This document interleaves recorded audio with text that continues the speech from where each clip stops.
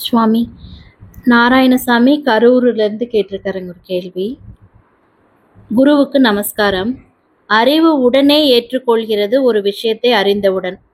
ஆனால் உணர்வு பழக்கப்பட வேண்டும் என்று கூறப்படுகிறது. ஒவ்வொரு விஷயத்திலும் உணர்வுகள்தான் முக்கியத்துவம் பெறுகிறது.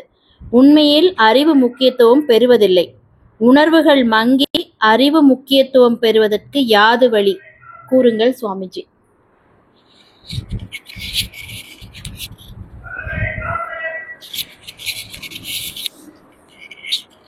முக்தியில் ஒருத்தர் ஞானம்தான் பெறலாம்.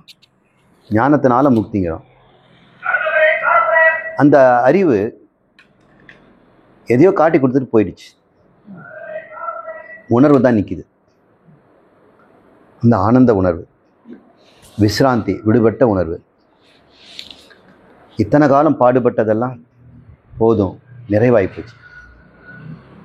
ஒரு முழுமை, ஒரு திருப்தி, ஒரு உணர்வு வருது இல்லையா? இப்போ ஜீவன் முக்திங்கிறது அறிவா உணர்வா? அறிவினால் அடைந்த உணர்வு. அந்த உணர்வு அடையலைன்னா அறிவு இன்னும் கொஞ்சம் முயற்சி பண்ணி தான் ஆகணும். அந்த உணர்வை இவன் புது உணர்வுன்னு நினச்சிட்டு இருக்கிறான். இந்த ஜீவன் முக்தி உணர்வு பேரின்பம் அப்படிலாம் சொல்கிறாங்க ஆன்மீகத்திலலாம். அது ஒரு பேரின்ப உணர்வில் இருப்பார். மாங்காய் பால் தின்ற தேங்காய் பால் எதற்கடி அப்படின்னு இருப்பார். அது நம்ம மாங்காய் பால். இந்த உடம்புலன்னு கிடைக்கிற சுகம் தேங்காய் பாலாம், தேகத்தில் வருப்பார். உள்நாக்கினுடைய இதை தொட்டு அங்கே இருக்கிற அமிர்தத்தை குடிக்கிறது அப்படின்னு சொல்லி அது ஒரு பெரிய இன்பம். இப்படி பற்றி பொது உலகத்தில் நிறைய பிழையான கருத்துக்கெல்லாம் உலவுதுங்க. சுவாரஸ்யமாக இருக்கிறதுனால அவங்க பிழையை பொருட்படுத்தாமல் மீண்டும் மீண்டும் அதை திருப்பி திருப்பி சொல்கிறாங்க. யார் கேட்டாலும் பட்டினத்தாரோ மற்ற எல்லா சித்தர்களும் வாழ்க்கையை பற்றியும் நிலையாமை பற்றியும் வைராகியம் உண்டாகிறது நிறைய பாட்டு பாடுவாங்க. அதை விட்டுட்டு இந்த பேரின்பம் கிடைச்சதை தான் பாடுவாங்க. எல்லாரும் நினைக்கிறாங்க ஒரு பேரின்பம் தான் ஆன்மீகத்தினுடைய ஒரு முடிவு. இறைவன் அடையும் போது ஒரு பேரின்பம் அடைவோம். ஆத்ம ஞானத்தில் ஒரு பேரின்பம் கிடைக்கும். நம்ம குருநாதர் கூட இந்த ஆத்ம ஞானத்தில் பேரின்பத்தில் இருப்பார் போல் இருக்குது. அப்போ பேரின்பம் நம்ம இல்லாததுனால நம்ம இன்னும் சாதாரண ஆள் தான், தத்துவமசி விளங்கியிருந்தாலும் கூட இல்லை அப்படின்னு நினைக்கிறாங்க. அப்போ எப்படிப்பட்ட உணர்வு இந்த ஞானிக்கு, இந்த முக்திக்கு அப்படின்னா இந்த பேரின்பங்கிறது நம்ம அவாய்ட் பண்ணணும். சிற்றின்பம், பேரின்பம், உடம்பாலையும் மனசாலையும் உணர்வாலையும் கிடைக்கிறதெல்லாம் சிற்றின்பம், ஆத்மாவில் கிடைக்கிறது பேரின்பங்கிறதெல்லாம் தூக்கி போடணும். அது சொல்லப்பட்டது யார் வாயிலேருந்து வந்திருந்தாலும், எந்த மகானாக இருந்தாலும் அந்த சொற்கள் உங்களை திசை திருப்பிடும். உங்கள் பொருளை நீங்கள் அனுபவிக்காப்பீங்க. மறுபடியும் நீங்கள் 10ஆம் அவனை தேடிட்டு இருப்பீங்க. 10ஆம் அவன் நீதான்னு சொன்ன உடனே அந்த நிமிஷமே அவன் உணர்வை அடைஞ்சிட்டான், தேடுறதை நிறுத்திட்டான். ஆனால் நம்ம தத்துவமசி நீதான் பிரம்மன்னாலும் நம்ம தேடுறதை நிறுத்துறது இல்லை. இப்போ நம்ம உணர்வை உண்டாக்க வேண்டியது. ஏன் அந்த உணர்வு உண்டாகலைன்னா ஏற்கனவே ஒரு உணர்வு இருக்குது. அது நீங்கினா தான் இந்த உணர்வு வரும். ஏற்கனவே சம்சார உணர்வினால் பீடிக்கப்பட்டிருக்கிறான். நாக்கு கசக்குது, எப்படி பால் இனிக்கும்? நல்லா இனிப்பு ஜாங்கிரி 2 சாப்பிட்டாச்சு, அப்புறம் காஃபி கொடுக்குறாங்க இனிப்பா, நடுவில் ஒரு காரத்தை போட்டு அதை மறக்கடிக்க வேண்டியதாக, அந்த உணர்வு நீங்க வேண்டியதாக. இந்த ஆனந்தம்ங்கிற விடுபட்ட உணர்வு புதுசாக உண்டாக்குறது இல்லை. ஊறுகாய் சாப்பிட்டு உண்டாகிற மாதிரி, சாக்லேட் சாப்பிட்டு உண்டாகிற மாதிரி ஒரு புதுசாக ஒரு புது ஊருக்கு போயிட்டு வேடிக்கையெல்லாம் பார்த்துட்டு கிடைக்கிற உணர்வு அதெல்லாம் கிடையாது. உங்ககிட்ட சொந்த உணர்வு, உன்னுடைய எப்பொழுதும் இருக்கின்ற உணர்வு. அது உற்பத்தியே ஆக வேண்டியதில்லை. ஆனால் அந்த உணர்வை இன்னொரு மாற்று உணர்வு நிரந்தரமாக மூடி கிடக்கு. அந்த உணர்வு தான் அனாதி காலத்தில் வருகின்ற மன நிறைவின்மை, சிறுமை உணர்வு. எங்கே போனாலும் தன்னை சிறுமையாக தான் பார்க்குறான். அதனால தான் தன்னை உயர்த்திக்க முயற்சி பண்ணுறான்.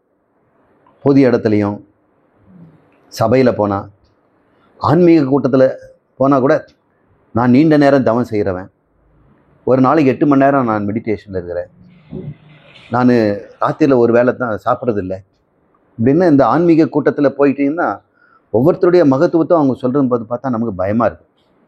நமக்கு எப்போ இதெல்லாம் கிடைக்கும்? ஏன் அப்படி சொல்லிக்கிறாங்க? எல்லாருமே தன்னுடைய சிறுமையை மறைக்க பார்க்குறாங்க. இந்த சிறுமை உணர்வு தான் உன்னை காட்டி கொடுத்துடுது. உன் பேச்சு, நீ தேடுற பொருளே காட்டி கொடுக்குது நீ எதில் சிறுமையாக இருக்கிறேன்னு. புஸ்தகம் தேடிட்டு இருந்தானா புஸ்தகத்தில் அவன் சிறுமைன்னு அர்த்தம். அது பெருசாக பார்க்குறான். புஸ்தகம் பக்கமே போக மாட்டேங்கிறான். அதனால் புஸ்தகத்தில் அவன் நிறைமைன்னு நினச்சிக்காதீங்க. அவன் சூன்யம். அவன் இவனு ஏற்கனவே கொஞ்சம் படித்ததுனால அது நிறைவில்லைன்னு படிக்கிறான். எல்லாரும் பார்த்தோம்னா நிரந்தர சம்சார உணர்வில் ஓயாத பிரவிற்த்தியில் இருக்கிறாங்க. திடீர்னு நிர்வர்த்தி வந்துருச்சுன்னா அவங்களால முடியல. ஓய்வெடுக்கவும் விட மாட்டேங்கிறாங்க, தண்ணியே விட மாட்டேங்கிறாங்க. எடுங்க, லீவு தானே, ரெஸ்ட் எடுங்கண்ணா. இல்லை அப்படின்னு ஒரு கார்ட்டூன் பார்த்தேன். இந்த ஹம்மாக்குன்னு சொல்லுவாங்கள்ல, 2 மரத்தில் வந்து ஒரு ஊஞ்சல் மாதிரி தொட்டில் கட்டிடுவாங்க, அதில் எல்லாம் படுத்துவாங்க. இந்த பீச்சில், ஹவாய் இந்த இடத்துலலாம் இது ரொம்ப பனை மரத்துலேயே தென்னை மரத்தில் கட்டிட்டு தான் படுத்துட்டுப்பாங்க. ஒருத்தர் அதில் நிற்கிறார். அவங்க ஒய்ஃப் என்ன இப்படி பண்ணுறாரு? அவர் மிலிட்டரிலேருந்து வந்தாருங்க, இன்னும் பழக்கம் போகலை.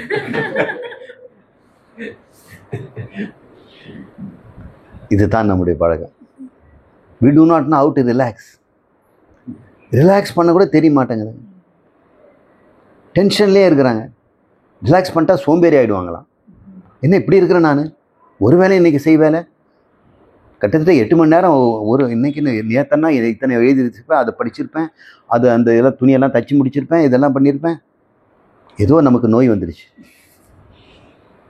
நம்முடைய மாணவர்களோட ஒருத்தர் அப்படி தான், எதுலையுமே எனக்கு இன்ட்ரெஸ்ட் வர மாட்டேங்குது, பாட்டு கேட்க முடியல, இந்த ஆத்ம ஞானத்தை யூடியூப் கூட கேட்கறதுக்கு இஷ்டம் இல்லை, ஓய்வில் இருக்கிறது கூட பயப்படுறாங்க. இப்படிப்பட்டது நம்ம சம்சாரம். முன்ன பின்ன ஓய்வை நம்ம அனுபவிச்சதே இல்லை. இப்போ ஓய்வு கொடுத்தா கூட பயப்படுறாங்க. இல்லை, அறிவு இட்டு கொண்டாந்து காமிச்சிடும் உணர்வை இப்படிப்பட்டதுன்னு. இப்போ அறிவு உங்களுக்கு மோட்சம் தரதில்லை, மோட்சத்தினுடைய உணர்வை இப்படிப்பட்டதுன்னு காட்டி கொடுக்குது. விடுபட்ட உணர்வு எப்படி இருக்கும், விடுபட்ட வாழ்வு எப்படி இருக்கும்னு காட்டி கொடுக்குது. அதனால் அந்த ஞானத்தை தலையில் சுமத்துக்க முடியாது. தத்துவமசி அகம் பிரம்மாஸ்மி அதனால தான் அதை பற்றி நான் ஒன்றுமே சொல்கிறதில்லை. எல்லா நேரமும் நீங்கள் எப்படி இருந்தால் விடுபட்டவர்கள், இந்த ஞானத்தினால் பேரின்பங்கிறது வராது. என்ன தான் வரும் அப்படின்னு கேட்டோம்னா, எல்லாவற்றையும் அனுபவித்து விட்ட போது ஒருத்தன் கிடைக்கிற ஒரு திருப்தி, எல்லா வேலையும் செய்து முடித்த பிறகு கிடைக்கின்ற ஒரு திருப்தி. அதை தான் நான் அடிக்கடி வீட்டில் இருக்கிற பெண்கள் வந்து ஒரு ஓய்வு எப்படி எடுக்கிறாங்கன்னு.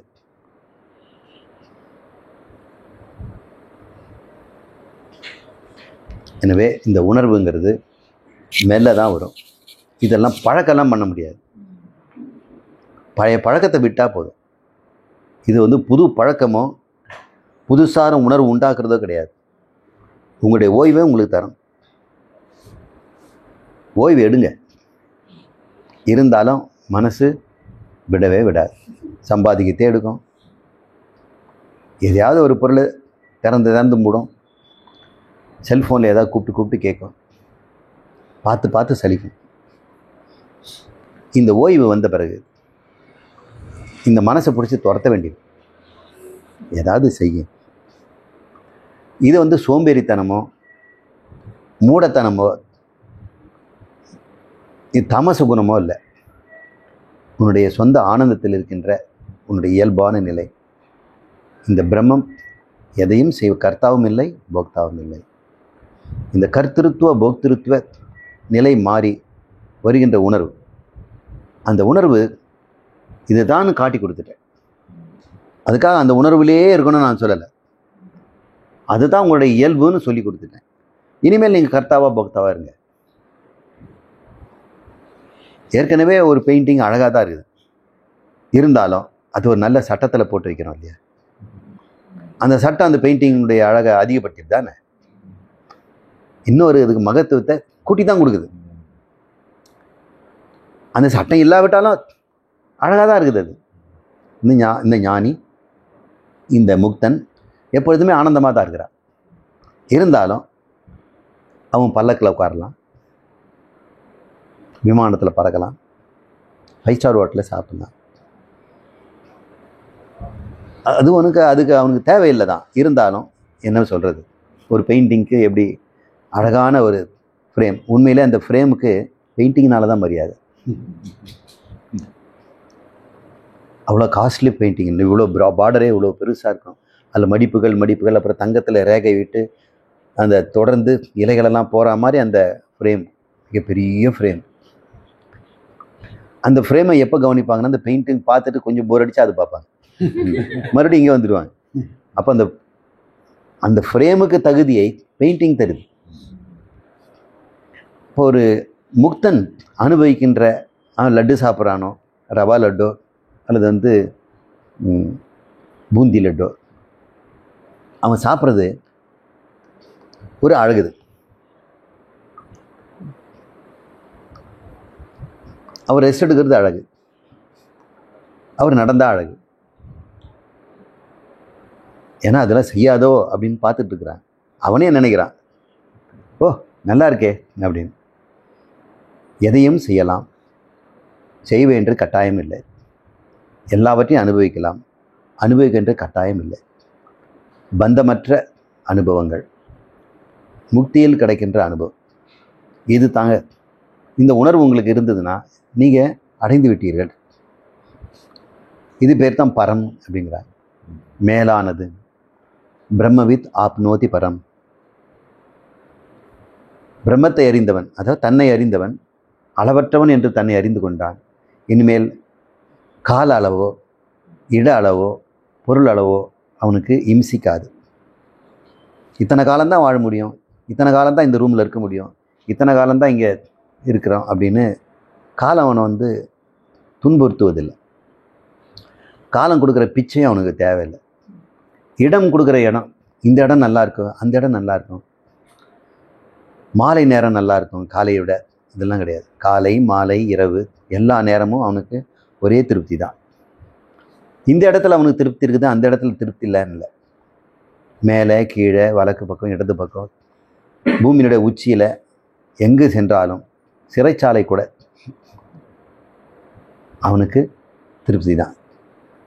பொருள்கள், இந்த பொருளா அந்த பொருளா, தங்கமா, அவருக்கு வெள்ளி தான் பிடிக்கும், இல்லை எவர் சில்வர் தான், இல்லை மான் தோலில் தான் உட்காருவார், தர்பையில் உட்காருவார். அவருக்கு எல்லா பொருளுமே நிம்மதியை தரும், எந்த பொருளும் நிம்மதியை கெடுக்காது. இப்போ திருப்திக்கு காலத்தையும் இடத்தையும் பொருளையும் சார்ந்து இருக்கிற நிலையிலேருந்து விடுபட்டுறோம் பார்த்தீங்களா, அதான் மோட்சம். எவன் ஒருவன் கால தேச வஸ்து பரிச்சின்னமாகிறானோ அது பந்தம். எப்போது ஒருவன் கால தேச வஸ்து அபரிச்சின்னமாக உணர்கிறானோ அதுதான் முக்தி. இதை நீங்கள் நடைமுறை வாழ்க்கையில் அனுபவிச்சு பாருங்கள். வேறு கேள்வி.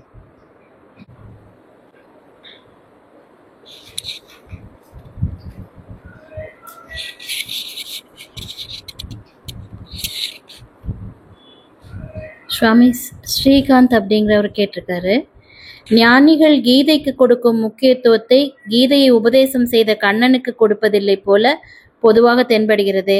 அது ஏன்? கிருஷ்ணாவதார காலத்தில் பகவானை ஈஸ்வரனாக உணராமல் ஆனால் நேரே காணும் சந்தர்ப்பம் கிடைத்தவர்களின் நிலை எப்படிப்பட்டது? அவர்களுக்கு பகவானை கண்டதாலேயே மோட்சகதி உண்டா? குருநாதர் திருவாய்மொழி அறிய ஆவல்.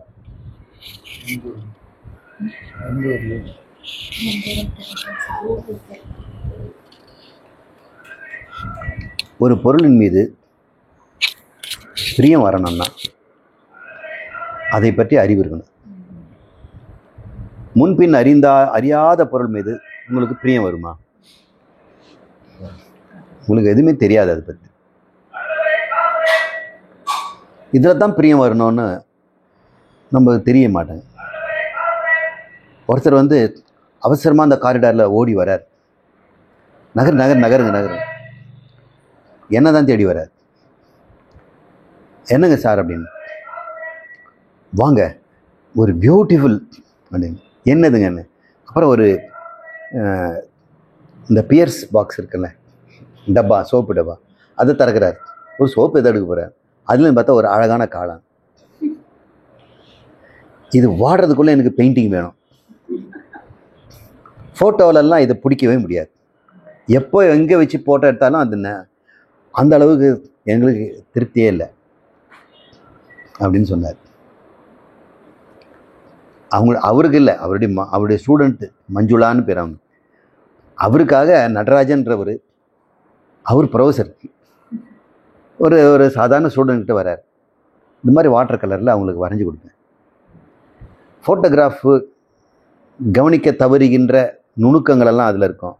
அதனுடைய சட்டில் கலர், மெல்ல அது மாறும் கலர். அதனுடைய இதழ்கள் ஃபோட்டோவில் எடுக்கவே முடியாது. ஏன் அவளுக்கு இவ்வளோ ஒரு எங்கேயோ யாரும் கண்டுபிடிக்காத புதரில் கிடக்கிற ஒரு காளான். அந்த மெரினா பீச் இதில் இருக்கக்கூடிய நியூ செஞ்சுரி சொல்லக்கூடிய ஒரு பில்டிங், சென்டனரி பில்டிங் அதுக்கு. அந்த பில்டிங்கில் அதை கொண்டு போய் கொஞ்சறதுக்கு ஒருத்தர் இருக்கிறேன். அதுக்கு அவ்வளோ பிரியம் இருக்குது. அவர் கூடவே இருக்கிறாரு. நான் என்னென்ன கலரை கொடுக்குறேன், எப்படி கொடுக்குறேன் எல்லாம் பார்த்து அவர் ரசிக்கிறார். எனக்கு அது ரொம்ப பிடிச்சிருக்கு. அந்த மஞ்சுளாங்கிறவங்களுடைய தீசிஸில் இருக்கிற எல்லா காளான்களும் நான் தான் வரைஞ்சி கொடுத்தேன். அவங்களுக்கு ஃபோட்டோவும் எடுத்துக்கிட்டாங்க. ஆனால் கலர் ஃபோட்டோ அப்போல்லாம் ரொம்ப காஸ்ட்லி, கிடைக்காது. பிளாக் அண்ட் ஒயிட் தான் கிடைக்கும். ஆனால் ஒரு ஸ்பீசிஸினுடைய கலர், காளானுடைய கலர் சீக்கிரமே மறைஞ்சிடும். அன்றைக்கி சாயங்காலமே இருக்காது. அதனால் அவங்க அவசரப்படுறாங்க. டூருக்கு போயிட்டு அங்கேருந்து எங்கேயோ கொண்டு வருவாங்க. சைலண்ட் வேலி போவாங்க, சபரிமலை போகிறாங்க, எங்கேயோ போவாங்க. ஆனால் அங்கே அந்த இடத்துல வந்து ஃபோட்டோ எடுக்க வசதி எல்லாம் கிடையாது. அங்கே லைட் இருக்காது. அது வைக்கிறது டிஸ்பிளே பண்ணுறதுக்கு குட்டியோடு இருக்கும். ஒரு பார்த்திங்கன்னா குச்சியில் வந்து குட்டியாக ஒரு 2 சென்டிமீட்டர் 1 சென்டிமீட்டருக்கு கீழே இருக்கும் ஒரு காளான். அது எவ்வளவு தான் நீங்கள் மேக்ரோ லென்ஸ் போட்டாலும் அதனுடைய கிடைக்காது. ஒரு ஆர்டிஸ்ட் தான் அதை கொண்டு வர முடியும். இப்போ காளான் மேலே அவ்வளோ பிரியம் வந்தது, என்ன காரணம் நினைக்கிறீங்க? அதை பற்றி அறிஞ்சதுனால தானே. அது எவ்வளோ ரேரு. இது என்னங்க இப்போ இது அமானிட்டான்னு பேர். அமானிட்டு தான் நிறைய இருக்குது. இல்லை இந்த ஸ்பீசிஸு ஃபஸ்ட்டு ரெக்கார்ட் பண்ணியிருக்கிறோம். இந்தியாவிலே ஃபஸ்ட்டு தான் ரெக்கார்டு. அப்படி பேசிக்கிறாங்க. இன்னும் விலை உயர்ந்த வைரத்தை பேசுகிற மாதிரியும், கிடைக்கடியாத ஒரு மகுடத்தை வாங்கின மாதிரியும், ஒரு நாளைக்கு கூட உயிர் வாழாத ஒரு காளானுக்கு ஒன்றின் மீது இருக்கின்ற அறிவு தானுங்க அதன் மேலே பிரியத்தை உண்டாக்குது. இதை அறியாதவனுக்கு என்ன பிரியம் இருக்குன்னு அந்த நிமிஷமே அது மிரிச்சிட்டு போட அது மேலே உட்காந்துருவான். அங்கேயே இந்த லேபில் இருக்கிறவங்க இருக்கிறாங்க. நீங்கள் கவனிக்காமல் இருந்தீங்கன்னா கையை வச்சு அமுக்கிடுவாங்க, உயிரே போயிடும் அவனுக்கு. நான் வரைஞ்சிட்டு இருப்பேன், அப்படியே ஒருத்தர் நிற்பார், அப்படியே கையில் எடுத்துட்டு வர்றாரு. கை பட்ட இடமே அது கலர் மாறிடும். எவ்வளோ துன்பம் தரும். இப்போது கண்ணன் மீது பிரிய வரணும்னா கண்ணனை பற்றி என்ன தெரியும்? சும்மா நீல வரணும், மயில் பீலி, புல்லாங்குழ. அவர் புல்லாங்குழ வயசு கேட்டிருக்கீங்களா? அவர் பேசி நீங்கள் கேட்டிருக்கீங்களா? அவர் அழகாக பேசியிருக்கிறாரு கீதையில். கீதை தெரிஞ்சால் கண்ணனை தெரிஞ்ச மாதிரி தான். கண்ணனுடைய சிலையோ வர்ணமோ நிலையோ அவர் நேரடியாக வந்தால் கூட எவ்வளோ நேரம் நீங்கள் போய் அப்படியே கொஞ்சம் நேரம் அப்படியே சங்கோஜமாக இருக்கும். இப்போ இந்த ஆள் போவாருன்னு நினச்சி பாருங்க. கண்ணனே இங்கே வந்து நின்றுட்டாருவீங்க, எவ்வளோ நேரம் நீங்கள் பார்ப்பீங்க? அவர் என்ன நீங்கள் எப்படி இருக்கீங்க, இந்த ருக்மிணி நல்லா இருக்காங்களா, மதுரா நல்லபடியாக இருக்குதுங்களா, இவ்வளோ எவ்வளோ நேரம் கேட்பீங்க? என்னடா இருந்தாலும் போக விட மாட்டேங்க. அதை விட சாப்பிட்டுட்டு இருந்த அந்த ஒரு முறுக்கு பீஸ் இருக்குமே, அது கையில் இருக்கும். இவர் போனால் வாயில் போட்டுடலாம். அது வாயில் இருக்கும், மென்னுட்டு இருப்போம். அதை அந்த டேஸ்ட்டை வேற இவர் கிடைக்கிறாரு. அவர் வந்தவுடனே அது அவசரமாக மெல்ல வேண்டியது. உண்மையிலேயே கண்ணனுடைய தரிசனம் எல்லாம் உங்களுக்கு பிரியத்தை கொடுக்காது. கண்ணுடைய வாழ்க்கை லீலைகள், மகிமைகள், அவருடைய சாதுரியம், அவருடைய ஞானம், விவேகம், அவருடைய வைராக்கியம், இதை தெரிஞ்சாதாங்க அவன் மேலே அன்பு வரும். கண்ணனை யார் அதிகம் நேசிப்பாங்க? எனக்கு மம பிரிய அப்படின்னு சொல்கிறார். அவரே சொல்கிறார், எனக்கு பிரியம். என்னை சரியாக சமயக் தரிசனம், என்னை சரியாக புரிந்துக்கிட்ட அனன்ய பக்தி என்கிட்ட இருக்கிறவன் தான். என் சரீரத்தை ரசிக்கிறவனோ, என் மியூசிக்கை ரசிக்கிறவனோ, என்கிட்ட இருக்கிற மகத்தான சக்திகள் எல்லாம் கொஞ்சம் வாங்கிட்டு கண்ணன் வந்தாருங்க. நான் அப்படி கேட்டேன், இந்த மாதிரி 3 லட்சம் ரூபாய்க்கு போக்கியத்து ஒரு வீடு கேட்டேன், உடனடியாக அவருக்கு வரம் கொடுத்தாருன்னு நான் கிடச்சிருச்சு. இது வாங்க நமக்கு முக்கியம். கண்ணனை நாம் உண்மையே நேசிக்கிறவன் யாருன்னா பகவத்கீதையை அணு அணுவாக ரசித்தவன் தான். சரிங்க, இதுக்கு மேலே என்ன சொல்கிறது? காளான்லேருந்து கண்ணனுக்கு.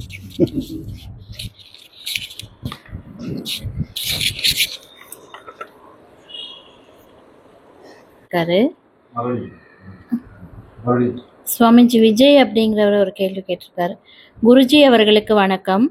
உடல் நலத்திற்காக செய்யப்படும் எக்ஸசைஸ், மனநலத்திற்காக செய்யப்படும் மெடிடேஷன் இவை அவசியமற்றது என்று சுவாமி கூறுகிறீர்கள். ஆனால் உடல் மற்றும் மனநலம் அவசியமானது தானே? நன்றி. விஜய பார்த்திபன், திருவையாறிலிருந்து. எந்த சாமி சொன்னாரு?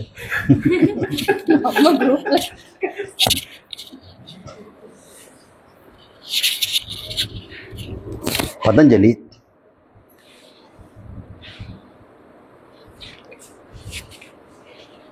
மனம், மொழி, உடல் மூன்றுத்துக்கும் நல்ல மருந்து கொடுத்துருக்கிறார். மொழிக்காக பாஷ்யம் எழுதியிருக்கிறார், மகாபாஷ்யம் பேர். பாணினியுடைய இலக்கணத்துக்கு மகாபாஷ்யம் எழுதினவர் பதஞ்சலி. மொழிக்கு ஆனால் அது யாருன்னு தெரியாது. உடம்புக்கு அவர் யோகாவுக்கு கொடுத்தார். மனசுக்கு நல்ல யோகா கொடுத்தார். உடம்புக்கு ஆயுர்வேதத்தை கொடுத்தார். இப்போ ஆயுர்வேதத்துக்கும் உடம்புக்கும் மனசுக்கும் மொழிக்கும் மனோவாக்கு காயம் மூன்றுமே நேர்படுத்தி கொடுத்தார். அது யார் வேண்டாமாங்க? எல்லாருமே தேவையானாலும் உடற்பயிற்சி செய்யணும். தேவையான அளவுன்னு சொன்னேன். 15 வயசு பையன் 20 வயசு பையன் செய்கிற எக்ஸசைஸை 70 வயசில் செய்யக்கூடாது. அவருக்கு என்ன வேணுமா செய்யும். அது 70 வயசு ஆளுடைய எக்ஸசைஸை 15 வயசு பையன் செய்யக்கூடாது. சாப்பிட்றதுலேயும் அதே மாதிரி இந்த உடம்பையும் நம்ம பேணும். ஏன்னா உபரப்தி ஸ்தானம் எங்கேங்க? பிரம்மத்துக்கு இங்கே தானே. இந்த உள்ளம் இருக்குன்னா உடம்பு வேணும். உடம்பினுக்குள்ளே ஒரு பொருள் கண்டேன், உடம்பினை வளர்த்தேன், உயிர் வளர்த்தேன். உயிருங்கிறத அவர் இந்த ஆத்ம ஞானத்தை தான் சொல்கிறார். உடம்பு ஆரோக்கியமாக வச்சுக்கணும், உள்ளத்தையும் ஆரோக்கியமாக வச்சுக்கணும். அதுக்கு பதஞ்சலி தான் மூன்றையும் கொடுத்துருக்கிறாரு. பதஞ்சலி எல்லாம் போன்ற மகான்களெல்லாம் வேண்டாம்னா விட்டாங்க. அவங்களாம் ஞானிகள் தானே. அவங்க தன்னை அறியாதவளா சொல்கிறாங்க. அதனால் என்றைக்குமே நான் அப்படி சொன்னதில்லை. ஒருவேளை அதீத முக்கியத்துவத்தை சரீர அபிமானம் வச்சுக்கூடாதே. கண்ணாடி முன்னாடி நின்றுட்டு உடம்பையே ரசிக்கிறதுக்காக இல்லை, ஆரோக்கியமான உடம்பை தான் சொன்னேன் தருவேன். அழகுபடுத்திக்கிற உடம்போ மிகைப்படுத்துகிற அழகோ இதெல்லாம் நான் சொல்லலை. இருந்தாலும் இந்த முகத்தை அழகுபடுத்திருந்தா தப்பா? தலைக்கு பூ வச்சோம்னா இறைவனுக்கு பூ சூடணும். எல்லா தேவதைகளும் நேதி ரூபமாக உடம்புல தானே இருக்காங்க. கண்ணு உங்களுக்கு விருப்பத்துக்காக வேலை செய்யுது, அது பாட்டு அந்த வேலையை அது கரெக்டாக செய்யுது. கிட்னி சிறுநீரகம் ஓயாமல் உழைக்குது, இதயம் ஓயாமல் உழைக்குது. அதுக்கு நியதி கட்டுப்படுத்துது. அந்தந்த தேவதைகள் நியதி ரூபத்தில் ஈஸ்வரன் இருக்கிறார். சரீரத்தினுடைய இயக்கமாக தர்மமாக இருக்கிறார். அதனால் ஈஸ்வரனை நம்ம கொண்டாடுறது இந்த உடம்பை வச்சு தான். உடம்பை கொண்டாடுங்க, மனசையும் கொண்டாடுங்க, அதில் எந்த தப்பும் கிடையாது. தாராளமாக உடற்பயிற்சி பண்ணுங்க, யோகாலாம் பண்ணுங்க. எதுக்காகன்னு முதல்ல யோசனை பண்ணிங்க. இந்த ஆத்ம ஞானத்துக்காக தான். ஆத்ம ஞானத்துக்காக இல்லாமல் மற்றபடி யோகா பண்ணுறதோ அழகுபடுத்திக்கிறதோ அது வேண்டான்னு நான் சொல்லியிருக்கேன். இதுக்காக நீங்கள் செய்யுங்க. அது சுகம் தரும்னா அது நிலையாமை தான் கொடுக்கும், உங்களுக்கு மறுபடியும் சம்சாரத்தை தான் கொடுக்கும். அந்த இடத்துல நான் சொல்லியிருக்கலாம்.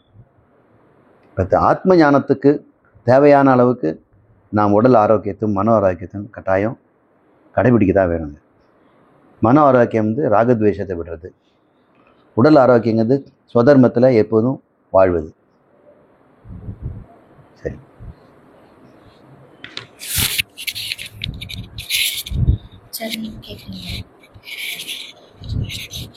சரவணன் கரூர்லேருந்து கேட்டிருக்காருங்க சாமி. சுவாமிஜி வணக்கம்.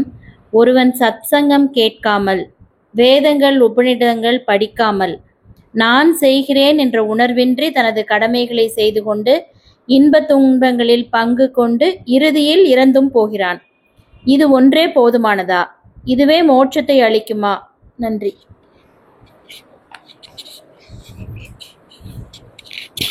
நிறைய மகான்கள் தன்னை பிரம்மம் என்று அறிந்து கொள்ளாமலும்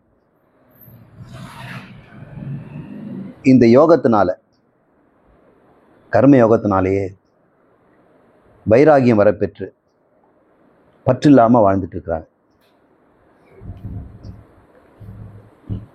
அவர் எப்படி வாழ்ந்தாருன்னு சொன்னீங்க? ஒரு விளக்கம் தரலாம். சத்சங்கம் கேட்காமல், வேதங்கள் உபனிஷத் படிக்காமல், நான் செய்கிறேன் என்ற உணர்வின்றி தனது கடமைகளை செய்து கொண்டு இன்ப துன்பங்களில் பங்கு பெற்றுக் கொண்டு இறுதியில் இறந்து போகிறார். இது ஒன்றே போதுமானது. கடமைகளை செய்து இதனால என்ன கிடைச்சது அவருக்கு? மோட்சத்தை அளிக்குமான்னு. இப்போ என்ன அடைஞ்சார் அவர்? தன் கடமைகளை தான் செய்கிறாரு. ஞானத்துக்கு அவர் போகலை, தான் உண்டு தன் மேலே உண்டுன்னு தர்மமாக வாழ்கிறார். இப்போ மனசுக்கு தூய்மை கிடைக்குது, மன தூய்மை கிடைச்சிருது. இது இல்லை பெரிய லாபம் தான். நான் இது இல்லைன்னு நான் சொல்லலை. மனம் நிறைய பேர் இந்த மாதிரி வாழறாங்க, மன தூய்மையோடு வாழறாங்க. தூக்கத்துலேயும் மனம் தூய்மையாக தான் இருக்குது. கனவு இல்லாத தூக்கம், மனத்தில் ராகத்வேஷம் இல்லை, விருப்பெருப்பு இல்லாத நிலை தானே. அப்போ அவர் கேட்டோம்னா விருப்பெருப்பு இல்லாமல் இருக்கிறார். கிராமத்தில் நிறைய பேர் அப்படி வாழறதை பார்க்குறோம், டவுன்லேயும் அது மாதிரி சில பேர் வாழறதே நம்ம பார்க்குறோம். தூக்கமும் இதுவும் ஒரே மாதிரி தான் இருக்குது. ஒரு ஆனந்த நிலை, ஒரு சுகநிலை, சம்சாரம் குறைவாக இருக்க நிலை. இது முக்தியான்னு கேட்குறாங்க. இது முக்தி தான். முக்தியில் இப்படி தான் இருப்பாங்க. ஆனால் சம்சாரம் விதை ரூபமாக இருக்குதே, நான் என்ற உணர்வு இருக்குதே, அது அடுத்த பிறவிக்கு சஞ்சித கர்மம் கொண்டாந்து கொடுத்துருமே. அதில் இந்த பிறவியில் அவர் கிடைக்கிறது அது மோட்சம்னு சொல்ல முடியாதுல்ல. எல்லா வாய்ப்புகளும் நல்லபடியாக இருக்கிறதுனால அவர் தான் உண்டு தன் வேலை உண்டுன்னு கருத்துருவார். சோதனை வந்துடுச்சுன்னா அப்போ சம்சாரம் வருமே. நல்ல காலத்தில் இருக்கும்போது நம்ம இதை அனுபவிச்சிடலாம். நான் அதை தப்புன்னு சொல்லலை. கிராமத்தில் இருக்கவங்கெல்லாம் இருக்கிறாங்க. அப்படியே ஒரு அம்மாவுக்கு கேன்சர்னு தெரியாது, ஆனால் கேன்சரில் இருந்துக்கிட்டே வாழ்ந்தாங்க, எந்த மருந்து எடுத்துக்காமல். அக்கம் பக்கத்தில் தான் சொன்னாங்க கேன்சர் கேன்சர் கேன்சர் கேன்சர்னு தெரிஞ்ச கூட அந்த அம்மா அப்படியே தான் இருந்தாங்க. எப்போ போல் சாப்பிட்றாங்க, வயிற்று வலிக்குது சாமி, இவ்வளோ தான் சொல்லுவாங்க. ஆனால் கேன்சர்னு தெரிஞ்ச உடனே எவ்வளோ கஷ்டப்படுறாங்க, எத்தனை பேர் பயப்படுறாங்க, ஓடுறாங்க. இந்த மருந்து அந்த மருந்து, இந்த தெரப்பி அந்த தெரப்பி, இவ்வளோ செலவு அந்த செலவு. அது ஒரு வயிற்று வலியில் வயிற்று வலி தான். என்னவோ வயிற்று வலி இருக்கு, இது கேன்சர் வயிற்று வலி, சாதாரண வயிற்று வலின்னு போயிடும், இது கேன்சர் அப்படின்னு. அதெல்லாம் கேன்சர்னு சொல்ல பிறகு கூட எப்படிமா இருக்குதுன்னா, கொஞ்சம் குறைஞ்சது சாமி, நல்லா இருக்குது, ஆனால் வயிற்று வலி இருக்குது அப்படின்னு. இப்படி தான் இருந்தாங்க, நீண்ட காலம் வாழ்ந்தாங்க. கேன்சர் தெரிஞ்சிருந்தால் அன்றைக்கே கவலையில் செத்துருப்பாங்க. நிறைய பேர் இந்த சம்சாரத்திலேருந்து விடுபட்டு தான் இருக்கிறாங்க. வசதி வாய்ப்புகள் அவங்க செய்த பூர்வ ஜென்ம புண்ணியத்தினால இது கிடைக்கலாம். ஆனால் இது நிரந்தரம்னு சொல்ல முடியாது, நித்தியம்னு சொல்ல முடியாது இல்லையா? எனவே இந்த சம்சாரம் பீஜமாக விதை ரூபத்தில் இருக்கும். அது எப்போன்னா முளைக்கும். அது வேரோட நிர்மூலம் பண்ணணும். அதை பண்ணிட்டு இருக்கிறதுங்கிறது முக்தி. இது ஆபேட்சிக முக்தி அப்படின்னு சொல்லுவாங்க. ரிலேட்டிவ்லி சார்புடைய முக்தி. இப்போ அந்த வசதி வாய்ப்புகள், சுற்றுச்சூழல், அவனுடைய அறியாமை, அதுவே அவருக்கு ஒரு ஒரு ஒரு சுகத்தை கொடுக்குது.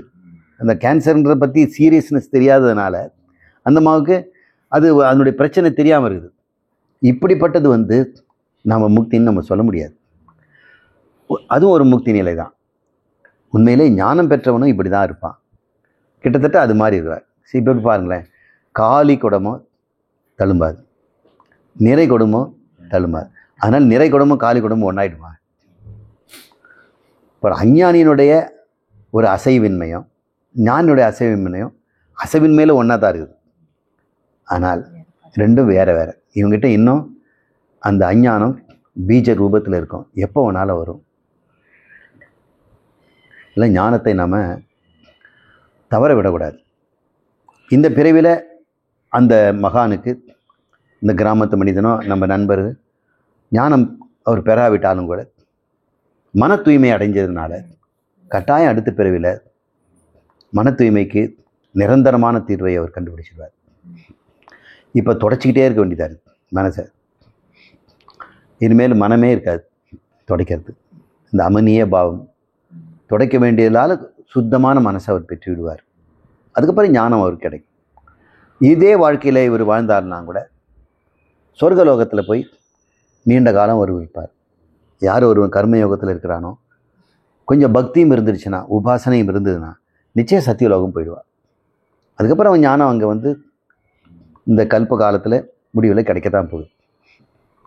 தாராளமாக யார் வேண்டுமானாலும் இந்த வேதாந்த சிரவணம் இல்லாமல் கூட கர்மயோகத்தினாலே கூட இதை அடைய முடியும். பகவானே சொல்கிறார், கர்மயோகத்திலும் ஒருவன் இதை அடைகிறான். எப்படி அடைகிறான்? கிரமமாக. ஞானி யுகபத், இப்பொழுதே கிடைச்சது.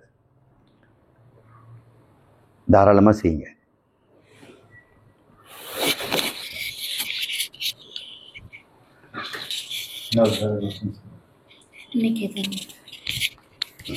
நிறைவு செய்துக்கலாங்களா? ஓம் பூர்ணமத பூர்ணமிதம் பூர்ணம் முதச்யதே பூர்ணஸ்ய பூர்ணமாதாய பூர்ணமேவாவசிஷ்யதே. ஓம் சாந்தி சாந்தி சாந்தி. ஹரி ஓம் ஸ்ரீ குருப்யோ நமः. ஹரி ஓம்.